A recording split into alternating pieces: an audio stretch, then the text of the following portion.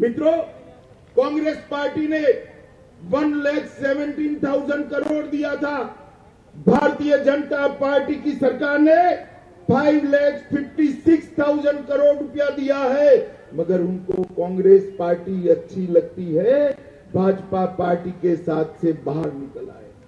Congress party వారు అధికారంలో ఉన్నటువంటి సమయంలో ఆంధ్ర రాష్ట్రానికి 1,17,000 కోట్ల రూపాయలు ఇచ్చినట్లయితే దానికి భిన్నంగా భారతీయ జనతా పార్టీ గడిచిన 5 సంవత్సరాల కాలంలో 3 లక్షల పైచిలుకు కోట్ల రూపాయలని ఆంధ్ర రాష్ట్రానికి 5 లక్షల పైచిలుకు కోట్ల రూపాయలని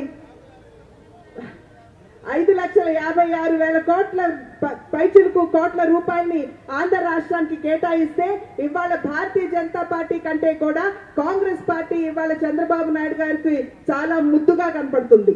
मैं चंद्रबाबू नायडू जी को इतना ही कहना चाहता हूं, आप जरा आंध्र प्रदेश की जनता को बता दीजिए कि 1,70,000 करोड़ देने वाली कांग्रेस पार्टी आपको अच्छी लगती है और आंध्र की जनता के विकास के लिए 5,56,000 करोड़ देने वाले नरेंद्र मोदी जी का साथ आपने क्यों छोड़ा है? ఇవాళ సభాముఖంగా నేను ప్రశ్నిస్తున్నాను, చంద్రబాబు నాయుడు గారు సమాధానం ఇవ్వాలి। ఏదైతే కాంగ్రెస్ పార్టీ 1,17,000 కోట్ల రూపాయలు మాత్రమే ఆంధ్ర రాష్ట్రానికి ఇచ్చిందో దానికి వేరుగా ఇవాళ 5 లక్షల పైచిలుకు కోట్ల రూపాయలని ఆంధ్ర రాష్ట్రానికి అందించి ఆంధ్ర రాష్ట్ర అభివృద్ధికి పెద్దపీట వేసినటువంటి భారతీయ జనతా పార్టీని ఎందుకు వదిలారో వారు సమాధానం చెప్పాల్సినటువంటి అవసరం ఉన్నది। और आपका और विकास का कोई लेन देन नहीं है, आपका और भ्रष्टाचार का सीधा लेन देन है चंद्रबाबू जी, आपका और करप्शन का सीधा लेन देन है। చంద్రబాబు నాయుడు గారు మీకు మరియు ఆంధ్ర రాష్ట్ర అభివృద్ధికి ఎటువంటి సంబంధం లేదు, కానీ మీకు అవినీతికి మాత్రమే అవినాభావ సంబంధం ఉన్నది అని చెప్పి నేను భావిస్తున్నాను। मित्रों, मैं चंद्रबाबू जी को एक शार्प क्वेश्चन पूछना चाहता हूं।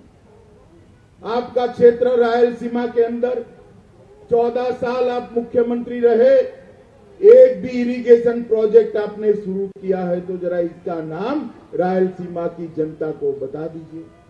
నేను ఇవాళ చంద్రబాబు నాయుడు గారిని సభాముఖంగా ప్రశ్నిస్తున్నాను, మీరు ఈ 5 సంవత్సరాలు కలుపుకుని గడిచిన 9 సంవత్సరాల కాలంతో చూసుకున్నట్లయితే 14 సంవత్సరాలు మీరు అధికారంలో ఉన్నటువంటి సందర్భంలో ఏదైతే రాయలసీమ ప్రాంతం నుండి మీరు వస్తారో ఆ రాయలసీమలో కనీసం ఒక్క ప్రాజెక్ట్ అయినా సరే మీరు సంపూర్ణం చేశారా, కంప్లీట్ చేశారా అని చెప్పి సభాముఖంగా నేను వారిని ప్రశ్నిస్తున్నాను।